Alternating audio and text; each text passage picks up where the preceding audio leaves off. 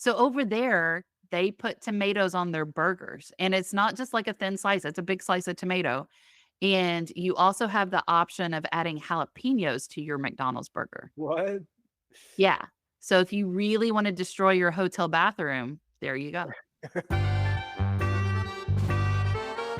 Welcome to Garage Sales Unhinged. Where the characters are as quirky as the finds. I'm Julie. And I'm Jake.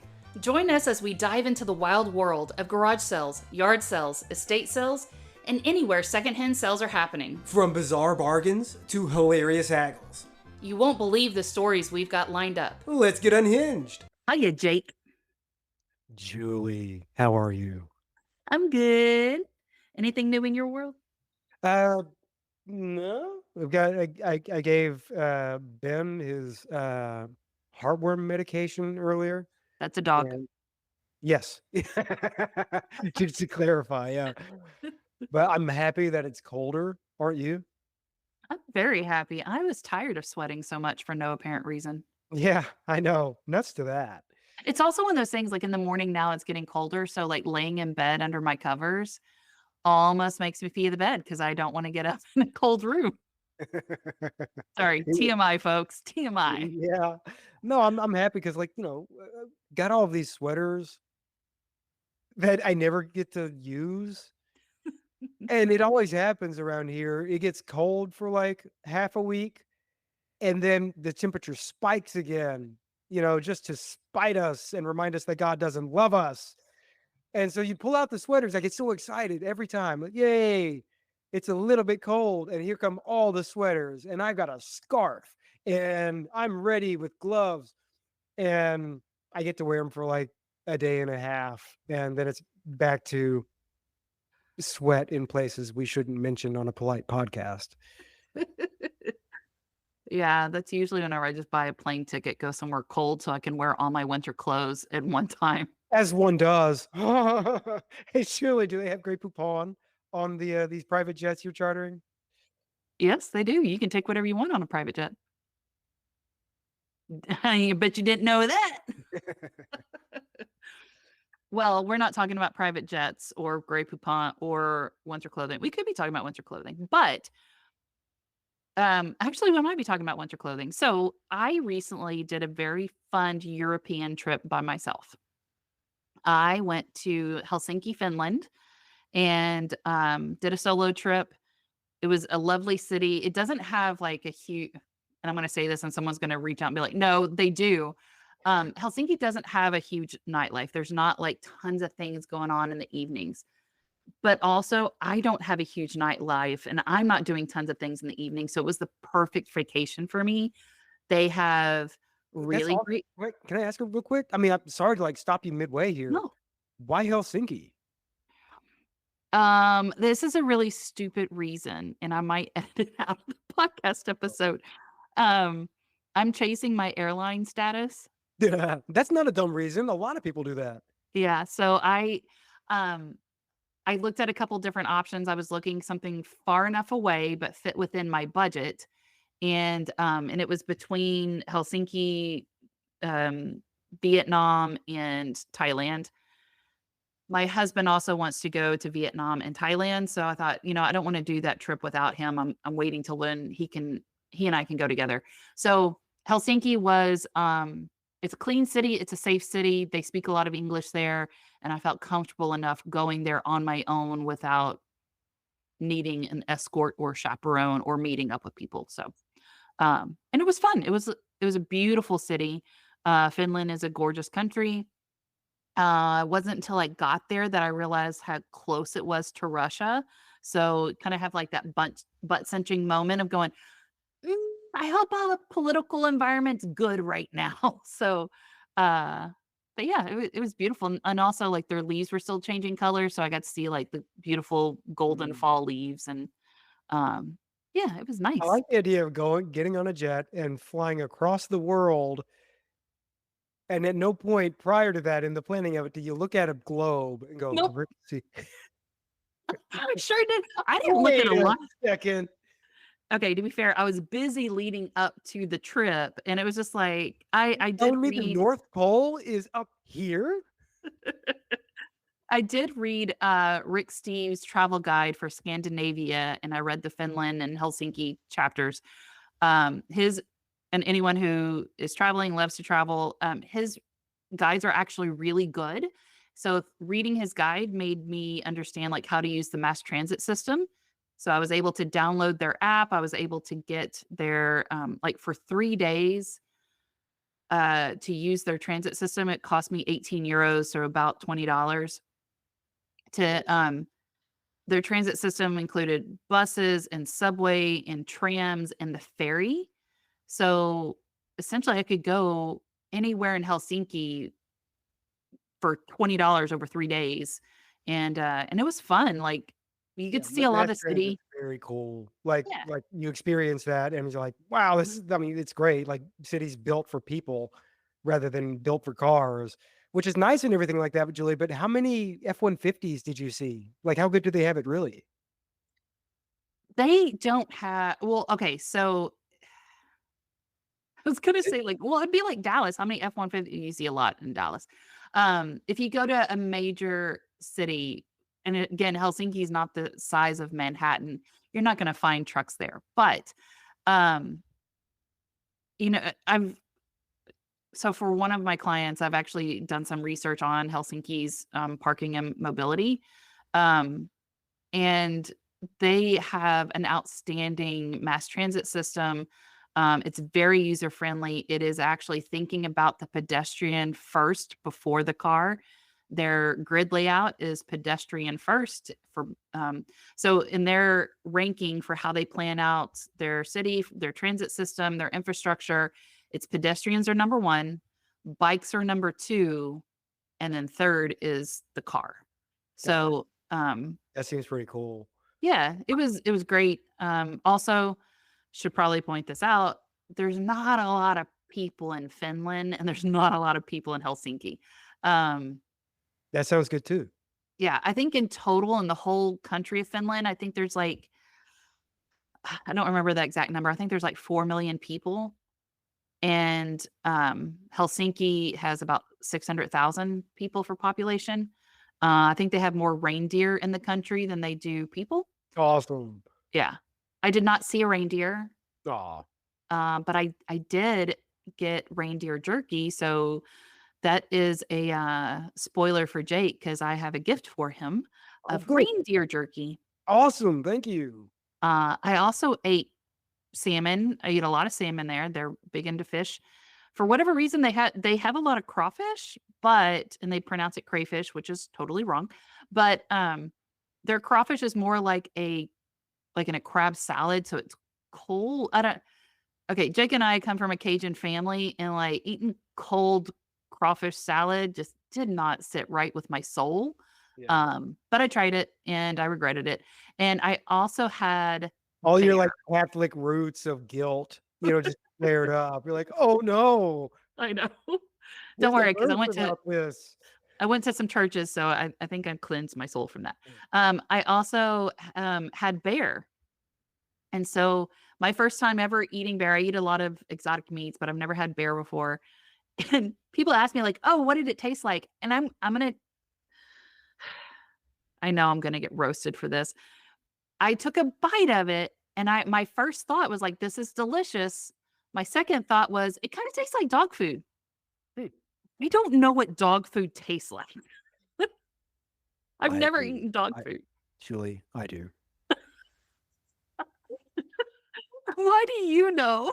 I'm sorry to if I'm, like, causing all these digressions from your, retelling of your, excellent adventure, but I know what dog food tastes like. Why? Why do you know what how it Specifically, tastes? to be fair, I mean, there's a lot of brands out there. And according to the commercials, some of them only have, like, 3 ingredients and others do not. Some of them involve a tiny train that will drive through your kitchen and get your dog very excited. Some of them don't. I'm familiar with, kibbles and bits. Did you lose a bet? No. Did you purposely eat dog food? Yes. Come on. Why? Okay, like, this was long time ago. Did you which not have I'll any I'll money? leave to your interpretation. But no, like,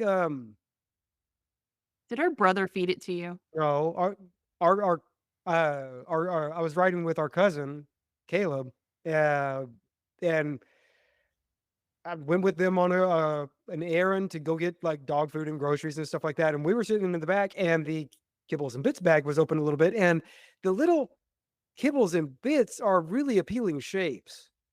There's these little green things that look like peas, they're not peas, they're whatever they are, and there's the other things that look like little cubes of carrot, and there's these little sticks and stuff, and they looked appealing, they look like Chex Mix or something, and I tried a few. How was it? Tasted like bear. That was such a workup to that damn joke. Right. Oh, So no, it's salty. really? Yeah. I wouldn't expect it to be salty for an animal From food. what I recall, I don't know. Maybe my brain was trying to just, like, input, some things there because it Do we wasn't need to do all working, but do it we need to do a dog food test tasting? yes, blind test. Yes. Oh my Bring god. back original recipe, kibble and bits, Oh, and next to bear. next to bear. Okay, so growing up, we had a black lab named Lucas. I love that you have a dog named Ben, and then we had, like, Lucas. We didn't have any dogs named, like, uh, what's a regular dog name? Can't think of a regular dog name? What's wrong Oh, with you? Get a dog. I wish I could. We couldn't get, like, a regular dog name of, like, Mr. Oh, Scruffles or something like that. It was right, always like, "Well, no, they should have a driver's license. This is Ben, this is Lucas." Like, that's how it is. Now our parents have a dog named Oliver, right. and, like, Oliver is pretentious. Um, so Lucas, we used to feed him wet dog food out of a can, and he was a massive black lab, a really good dog. Um, but that smell of that dog food Mhm. is what the bear food tasted like. Okay. So, yes, I don't know what dog food tastes like, I'm not like my brother. Um, but it was that smell of the dog food that we used to give Lucas, that's what it smelled like in that bear, and the bear was good, it was delicious, but also PETA's probably gonna call me after this and maybe throw some bleach on my pleather jacket, I don't know. Are you planning a garage sale, yard sale, or estate sale and need some help? Look no further than Garage Sale Supply. They provide top-notch resources and expert advice to help you host the perfect sale. From pricing tips to promotional strategies, they've got you covered. Visit garagesalesupply.com and make your next sale a success. Anyway, that is not this has nothing to do I mean, I'm Okay, I talking was gonna engage you on this further, but I wasn't sure if that's where you wanted to go, if you wanted to, like, talk about the bear dish more. no, I wanna Okay. talk about a secondhand store that I saw in Helsinki. Oh, yeah. Let's just go ahead and let's get right to what we're supposed to be talking about. Let's get Yeah, right into this yeah. now. I told Jacob this isn't gonna be a long episode, and now I've just lied. So a Um, secondhand store in Helsinki is hard to say, but I pulled it off. there you go. Um, so this store I'm gonna spell it out. I don't and also for anyone that's listening, I do not speak Finnish at all. Also, Finnish people, how they say hello is "hey." So whenever I'd Oh. go into a store, the staff would greet me and they're like, "Hey," and, like, it just for me, it felt so informal. So I would turn to them and say, "Hello," like I'm royalty or something, but I was like I couldn't say "hey" back because I felt like that was too informal, and I'm trying to be a guest in their country, and I don't know, like, should I bow? Should I curtsy? Like, "Hello." Right. Anyway, this store is called UFF. Oof. I'm gonna I don't know. Um, but they have 22 stores in the Helsinki area. Finland only has 5 major cities. And so, the 22 stores are in those 5 major cities, and they have I was just looking at their website. They have this map on their website that has, all these little boxes, and that's where you can actually donate your items to their store. Now, the store has a purpose. They have a mission. Um, I'm going to read it from their website. So, the income from the operation is directed to climate and development cooperation. Um, our goal is to achieve sustainable development through clothing recycling, which at the same time reduces extreme poverty in the world. We support lifelong learning through education, environmental sustainability, and the promotion of economic livelihoods in Africa and Asia. So they actually do a lot of good in struggling countries, giving people resources, stuff like that. I went into and I stumbled into one store going, "Oh, this is so cool." And I'm texting our niece who's really into fashion and saying, "Oh, you'd love this store." And then I started getting text messages back of like, "Why didn't you take me?" Yada yada yada. And also for anyone who does not know, like my niece, you have to have a passport to go to another country. Anyway, that was a very short text message thread with my niece. Um, but the store, one, it was clean for a thrift store, like not just for a thrift store, for a retail shop. It was clean. Yeah. It you and I did an episode early on in the podcast talking about the funk of resale. Yes. It did not have a smell. Hmm. So they actually launder the clothes before they sell them. Um, the store that I went to was 2 stories and it was packed with stuff. Belts, scarves, dresses, men's coats, work shirts, like everything you can think of, vintage clothing. And I wish I had spent more time in there and bought some like very cool European vintage shirts. Like that would have been so cool. Fine, I'll go back. It's for the podcast, right? Right. It's a business expense. Yeah. Um, but then I started thinking like how I was impressed by how clean and organized the store was. And then I started going like, well, wait, how much is this stuff? Like, am I about to spend a lot of money? And I want to say there was a very nice dressy skirt I was looking at. And whenever I looked at the price, it was like €8. Hmm. So, you know, $10, a little bit under $10. I'm going, that's not bad for a thrift store, for any of that stuff. Sure. And it was like that through, and I checked a couple of other price tags. Everything was very reasonable. And also the people that I saw shopping there were from every generation. Hmm. This isn't just like a younger person's store. It's not an older person's store. There's people in there from every generation. They probably had maybe 5 staff working that day. And I probably went in there on a Thursday. So it was very cool. And then I thought I just found like this one like hidden gem. I'm going, oh, this is so cool. And then as I was on a tram ride a day later, I passed another one and I was like, oh wait, there's more of them. So then that's when I realized it was a chain. But it was really interesting. And there's a way for people to donate their items. And this store makes sure that they're in good condition, cleans them, displays them properly. They also have fun stores. They had, of course, you could try stuff on in there and everything. But yeah, it was just a really cool thing. And then also, like, they do a lot of good in their community and in the world of giving back to different groups. I will say the first time I went to their website, which is UFF.fi, it's all in Finnish, and then you can click a button and it goes to English. Yeah. But yeah, it was very cool. And I wish that we had more of those types of secondhand thrift stores in the United States. Can I ask, like you said, those kind, like, what's the difference? I mean, like, you did a great job describing it, but how would you describe the difference between going to that shop and going to some equivalent stateside? So I've been to a couple of thrift stores that are very similar to this, but they are a one and done hidden gem. Um, and they're really nice. They're well laid out. They take care of their clothes. Uh, a lot of times they're on consignment, so they may have really nice things, but they're on consignment. So like people are waiting to get paid whenever they sell their item.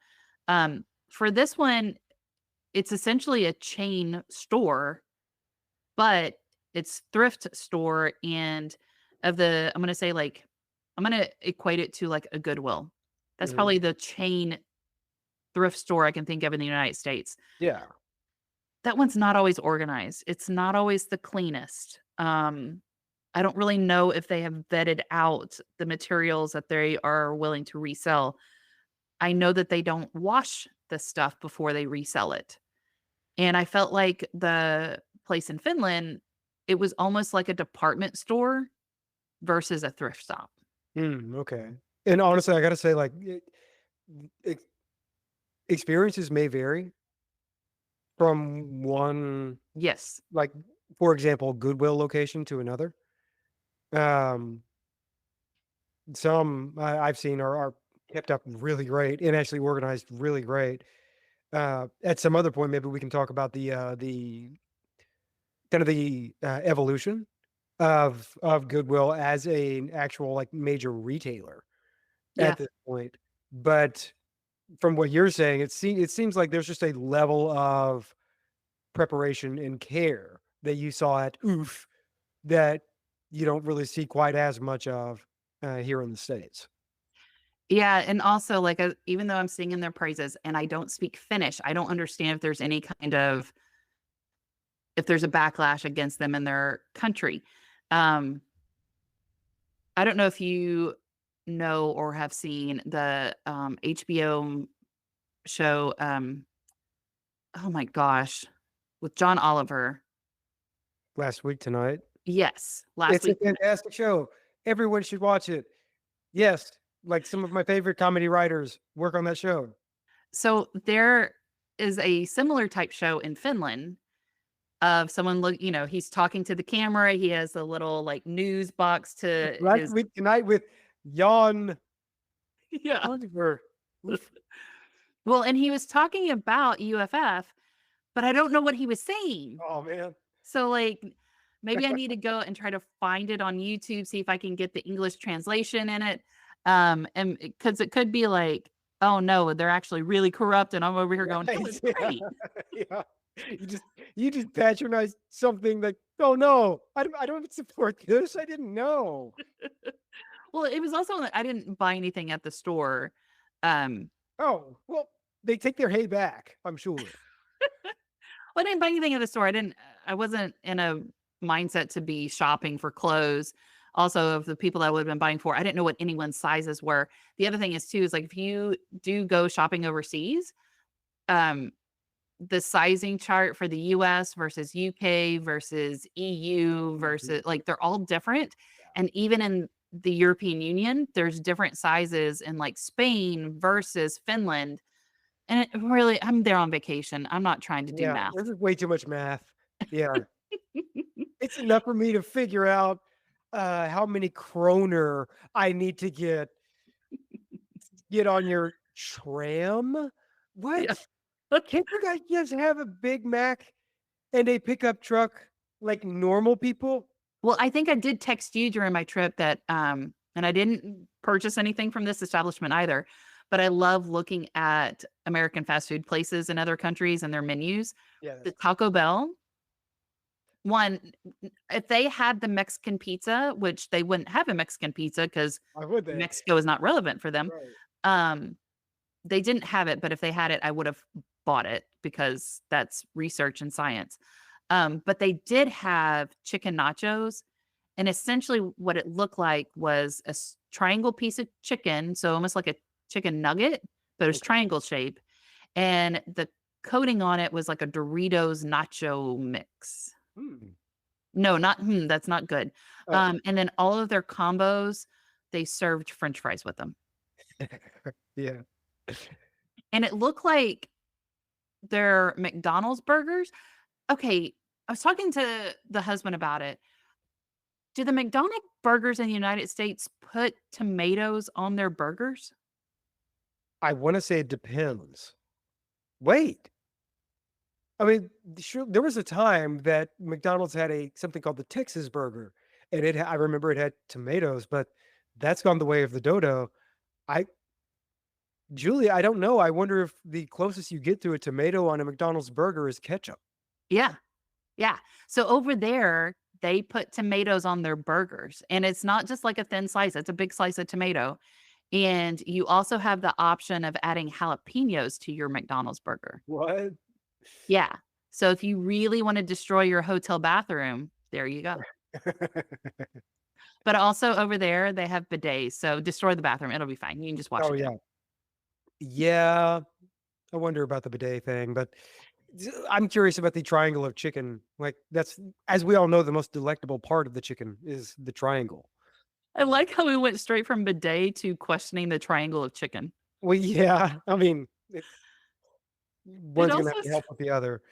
it also sounds like that is a boss level you have to pass of the triangle of chicken. The triangle of chicken. Yes. So anyway, that's this week's episode. I want to talk about the cool thrift store that I went to in Finland. And if it's actually as good as I think it is, I might go back and purchase some stuff. Very cool. And I'm looking forward to the reindeer jerky. And Julie, in exchange, I might have a bit of kibble for you. So Do not want kibble. I mean, I will receive your gift with thanks and then politely throw it away out of sight. that's as we all do. Thank you. Bye. Bye, everybody.